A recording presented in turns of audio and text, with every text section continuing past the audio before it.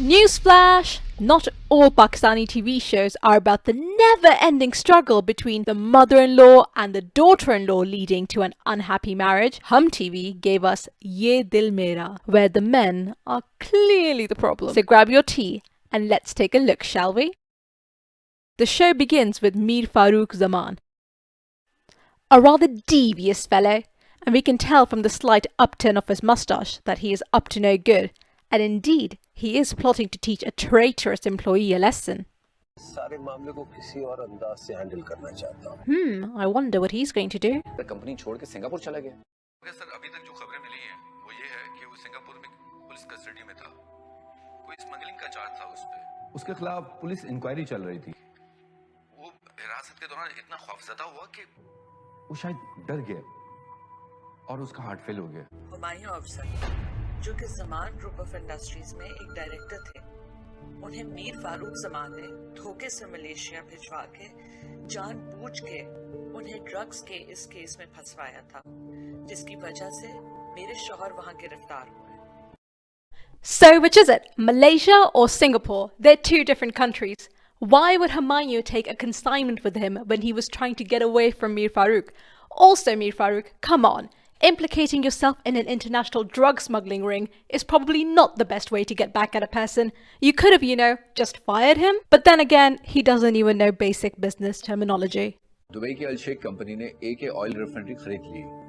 ये बहुत inside information है।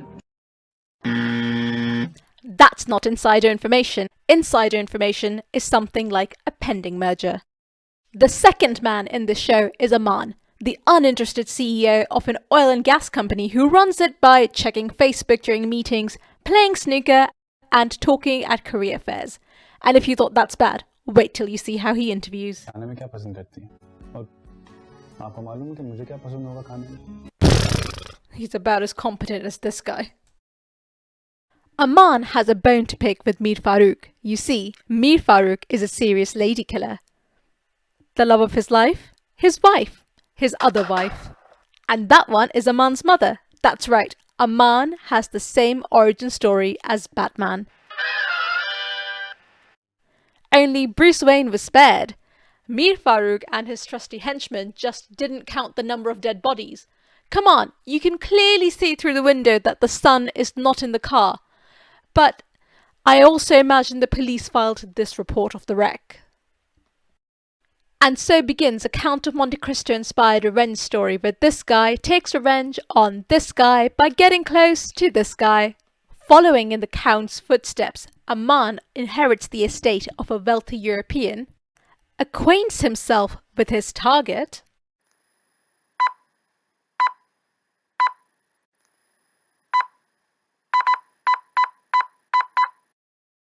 and using that connection to get close to the person his enemy loves most. Mir Farooq has a daughter, Anna, and for Aman's revenge, getting close to her is key. The Count does it by preying on the hormones of his enemy's son, young Henry Cavill, by using a very pretty girl as bait. He follows her with absolutely no regard for his self-preservation into a dark alleyway, where the Count's men are ready to ambush him.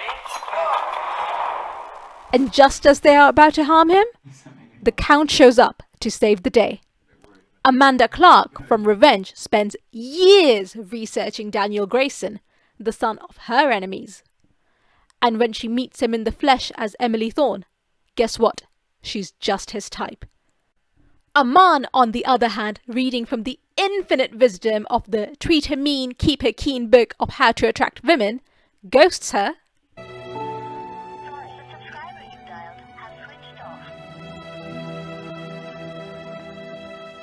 induces a panic attack, and you might say he didn't know she was claustrophobic. Well,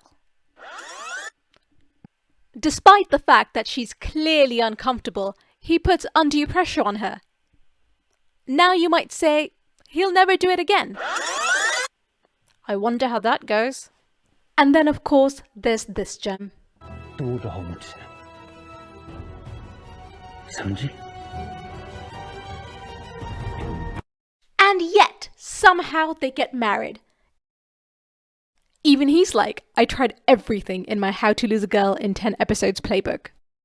Honestly, I want to be mad at her, but logic is not her strong suit. Watch where she looks for her hair straightener.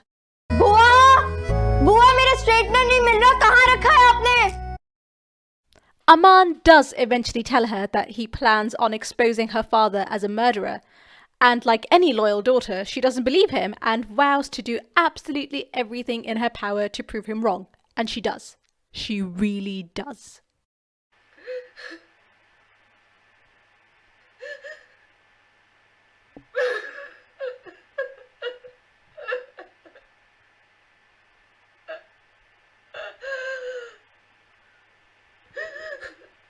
I'm being a little unfair. She also does this. But it's okay, it really is, because in her sleepy state she dreams out the answers to a thriller night of someone dressed in red, running from monsters. Remember these three? That's her mum. And so, in a bid to disprove the murder of Aman's parents, she discovers the murder of her own mother, which conveniently leads to this murder-suicide, leaving Aman with the heartbreaking realization that his backstory is not the most important thing, and much like if he had actually finished reading the original source material, he realizes that revenge has not helped him, and so he's left alone in the dark of the night, leaving us, the audience, with some very, very important questions. For instance, why is fire coming out of this gun barrel? Why didn't it happen all these other times? Why do these women keep moving? They were shot point blank. Why did Mir Farooq let Aman live when he found him, knowing he was the one who cost him everything, including his daughter? He had no problem killing all these other people. Oh, and Aman's baby sister. And this guy too. And how on earth did Aman get his piano all the way up here? There aren't even any wheels on that thing. And most importantly, why is everyone okay with this woman just sitting on a murder for decades?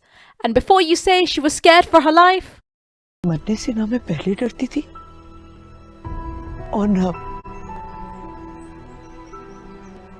मेरी वफादारी और मेरी नमक हलाली ने मुझे ज़बान नहीं खोलने दी. But hey, at least they didn't use the our mothers died of the same thing plot point to make them fall in love like Disney did.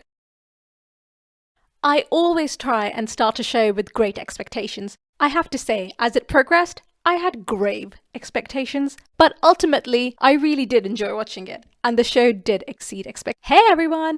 If you haven't already, please do check out Yeh Dil Mera. It's available online via Hum TV's YouTube channel. I really hope you liked my video. Let me know your thoughts in the comments below, and don't forget to like and subscribe. Farewell until next time.